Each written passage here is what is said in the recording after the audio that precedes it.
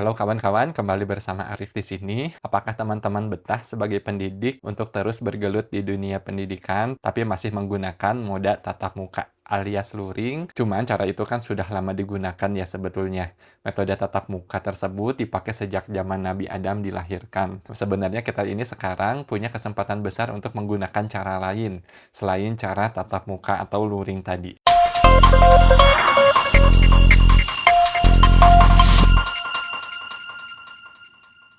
Kita hidup di era digital, kita semua punya kesempatan yang sama untuk menghadirkan diri kita di dunia maya, yaitu melalui konten kreator. Sebetulnya mau disebut apapun namanya boleh saja, tapi di sini saya mau menyebutkan saja sebagai konten kreator. Sebagaimana dunia perdagangan manual itu sudah banyak berubah dan bertransaksi ke arah transaksi digital melalui e-commerce, begitu juga migrasi buku-buku dari buku-buku fisik ke e-book, dan banyak aktivitas kita yang lainnya juga termasuk pendidikan, perkuliahan sudah banyak yang bertransformasi ke arah digital. Jadi digital itu bukan hanya sebagai pelarian ketika tatap muka tidak bisa dilakukan seperti ketika kita menghadapi masa pandemi, tapi digital itu menjadi sebuah alternatif dan kadang menjadi sebuah pilihan utama bahkan. Meski sudah banyak perkuliahan dan pelatihan-pelatihan bersifat online, tapi sebagian besar yang dilakukan itu di kampus-kampus misalnya ya masih bersifat nuansanya itu formal. Padahal pendidikan di luar jalur formal itu begitu luas areanya dan begitu banyak yang belum disentuh oleh pendidik. Sebagian kita mungkin punya persepsi yang tidak terlalu positif ya kalau bicara tentang konten kreator, bisa jadi. Tapi sebetulnya sudah banyak konten kreator dari kalangan pendidik yang mengisi dunia digital, yang mengisi dunia media sosial seperti TikTok, Instagram, Facebook, maupun YouTube. Konten kreator itu bukan hanya sebatas penghibur saja. Ini bukan cuma soal mencari cara mengisi pundi-pundi keuangan. Kita kenal Dr. Tirta, Dr. Erta yang aktif di Facebook ataupun Instagram, dan ada banyak konten kreator lain sih sebetulnya, tapi saya pikir belum sampai memberikan influence yang signifikan terhadap masyarakat. Sebutlah kalau Anda misalnya dosen, bahkan profesor, kita mencari seorang pendidik yang levelnya itu paling tinggi ya, dan tentunya punya banyak kesibukan, kita sebut saja selevel profesor.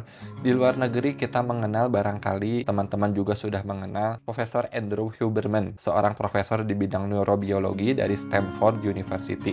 Beliau aktif sekali membuat konten, membuat podcast terutama ya. Subscribernya itu sudah sampai 7,3 juta orang. Ini luar biasa. Pengaruhnya luar biasa. Padahal beliau itu adalah profesor. Bayangkan kesibukannya mengisi kuliah-kuliah, mendampingi mahasiswa bimbingannya, kemudian membuat tulisan-tulisan, artikel-artikel jurnal ilmiah, tapi beliau tetap menyempatkan diri untuk aktif di dunia media sosial, untuk aktif menjadi konten kreator di sisi yang tidak formal, yaitu di YouTube. Kemudian yang terkenal itu yaitu Cal Newport, beliau juga sama seorang profesor juga, profesor di bidang ilmu komputer. Beliau juga dosen, dan terutama beliau ini adalah seorang penulis yang aktif. Tulisan yang terkenal diantaranya adalah buku berjudul Deep Work dan Slow Productivity. Jadi beliau itu mencermati tentang perilaku generasi sekarang yang begitu sibuk dan aktif di media sosial, aktif dengan gadgetnya, sehingga mengurangi produktivitasnya dalam hal bekerja secara mendalam atau deep work. Beliau punya channel YouTube tersendiri, mungkin belum sebanyak Andrew Huberman, baru sekitar 300.000, tapi beliau aktif sekali. Beliau aktif menulis juga soalnya. Kalau di Indonesia sendiri ada tidak? Tentu ada. Misalnya yang saya tahu itu adalah Ibu Ira Mirawati ya. Beliau lebih aktif di Instagram dibanding di YouTube. Profesor Dr. Renal Kasali juga aktif ya. Tapi intinya sebagai seorang pendidik, banyak sosok pendidik yang sibuk sebetulnya di dunia nyata, aktif di kelas, aktif menulis, tapi beliau sama sekali tidak meninggalkan aktif untuk mengisi ruang-ruang digital di YouTube kah, Instagram, Facebook, atau TikTok sekarang ini ya yang sedang tren. Jadilah konten kreator yang mengisi ruang-ruang edukasi seperti mereka. Saya mengajak teman-teman, mereka saya pikir itu tidak mencari uang juga dengan aktif di YouTube. Mereka tidak sekadar mencari subscriber, tapi mereka mencari orang-orang yang mau menerima ilmu, pengalaman, dan insight-insight mereka yang luar biasa. Mereka jadi konten kreator karena kesadaran yang mendalam bahwa saya harus terus berbagi dan mengisi ruang-ruang yang bisa saya isi dengan ilmu-ilmu saya yang bermanfaat. Jadi Anda, apakah dosen, guru, widyaswara, atau pamong, atau bahkan kepala sekolah, pengawas sekolah ya, marilah jadi konten kreator yang bisa memberikan manfaat, ilmu, inspirasi, pengalaman berharga di ruang-ruang digital. Karena pendidik dan tenaga kependidikan itu ibaratnya sedang berada di persimpangan jalan ya, persimpangan antara ilmu, punya pengalaman nyata, dan juga di satu sisi ada kebutuhan publik. Tiga hal ini bertemu di persimpangan, dan di tengahnya itu ada sosok Anda, kita sebagai pendidik. Selalu banyak orang yang ingin belajar di dunia ini, termasuk mereka yang aktif di media sosial. Di satu sisi selalu ada ruang untuk Anda sebagai pendidik. Semua gratis, semua tidak perlu permisi, tidak perlu ada registrasi atau pendaftaran yang rumit ya. Tidak ada seleksi untuk menjadi seorang pemula, menjadi konten kreator. Kenapa penting bagi seorang pendidik untuk menjadi konten kreator? Dari sekian banyak alasan, di video yang pendek ini saya hanya ingin mengupas dua saja. Pertama, karena murid-murid kita atau mahasiswa-mahasiswa kita itu mereka ada juga di jagat maya. Mereka itu aktif di berbagai media sosial, di berbagai platform tadi itu. Mereka suka nonton YouTube, mereka suka main TikTok, IG, Facebook. Yang saya maksud itu murid secara formal ataupun murid secara luas juga sih, yaitu orang-orang yang siap menerima ilmu dari Anda. Orang-orang yang kebetulan bisa jadi ketika membuka gadgetnya itu yang pertama dilihat pertama kali adalah thumbnail Anda, wajah Anda menyampaikan ilmu atau pesan-pesan bermanfaat itu. Nah, sekarang ini kan dunia dibagi menjadi dua kelompok. Kelompok pertama itu konsumen dan kelompok kedua itu adalah produsen. Sebagian besar orang itu ada di kelompok konsumen, sedikit sekali yang menjadi kelompok produsen. Nah, kita sebagai pendidik, kita punya ilmu, bekal, pengalaman, inspirasi, hikmah yang menjadi bekal kita untuk menjadi seorang produsen. Kita itu punya kontennya. Kita tidak kesulitan mencari konten untuk dibagikan.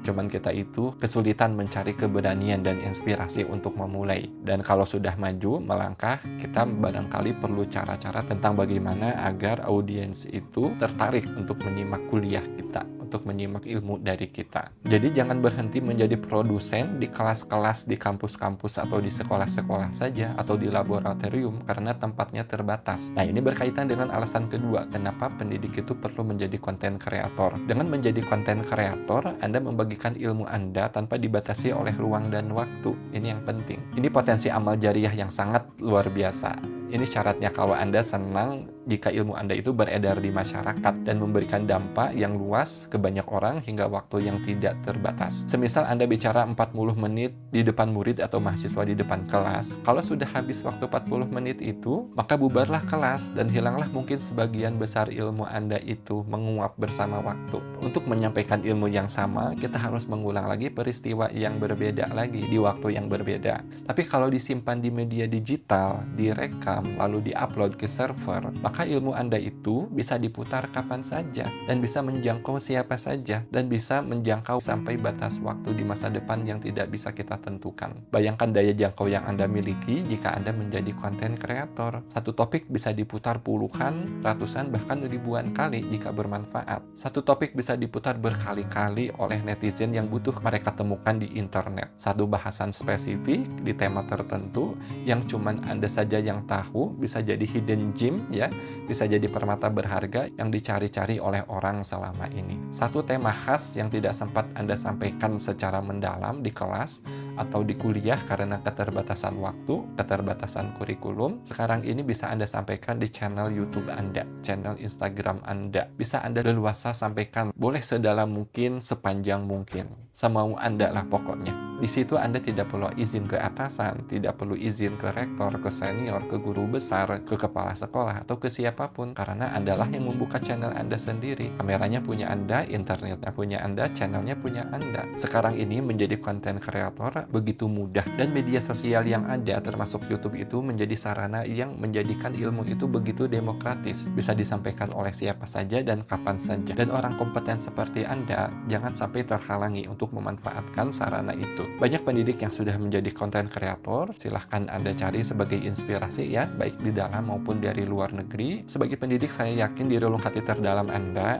ingin sekali bercerita soal achievement atau prestasi Anda di bidang pendidikan ya, dan itu tidak apa-apa apa untuk dibagikan. Dan itu bisa Anda lakukan kalau Anda menjadi konten kreator. Sebagai pendidik, Anda ingin sekali berbagi best practice, pengalaman berharga Anda yang sifatnya barangkali belum pernah dibagikan, masih rahasia, sedikit diketahui orang. Tapi Anda ingin sekali agar banyak orang mengetahui pengalaman Anda, best practice Anda. Jadi sampaikanlah di media-media digital yang ada. Jadilah konten kreator. Anda bisa leluasa membagikan best practice tersebut. Kalau Anda berpikir bahwa untuk membagikan ilmu dan pengalaman itu prosesnya harus lama, harus ada proses penulisan yang kemudian secara bertahap diseleksi segala macam, itu silahkan ditempuh bagi Anda yang memiliki kesempatan tersebut dan memang menjadi salah satu bagian dari kewajiban. Tapi dengan menjadi konten kreator, Anda tidak perlu menunggu waktu dan proses yang lama, yang ribet dan memakan biaya. Cukup menyalakan kamera, kemudian upload.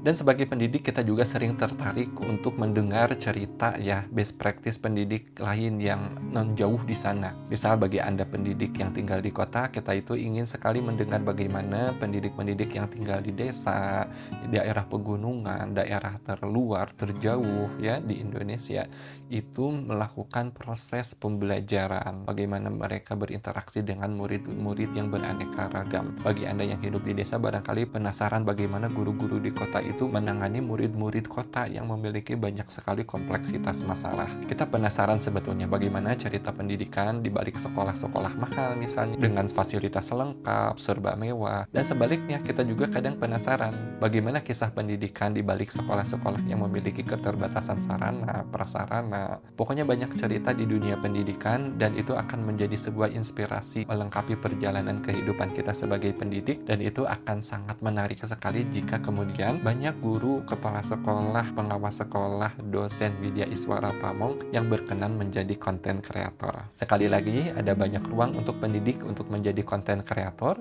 Tidak akan pernah jenuh ruang digital ini apabila diisi oleh para konten kreator. Sedikit saja curhat saya di malam ini, mudah-mudahan bermanfaat, mudah-mudahan menginspirasi Anda untuk menjadi konten kreator. Terima kasih, jika dirasa bermanfaat, tolong like, share, dan subscribe. Tolong bagikan video ini ke teman-teman Anda, mudah-mudahan jika Anda belum terinspirasi menjadi konten kreator, siapa tahu teman-teman Anda menjadi terinspirasi dengan menonton video ini. Assalamualaikum warahmatullahi wabarakatuh.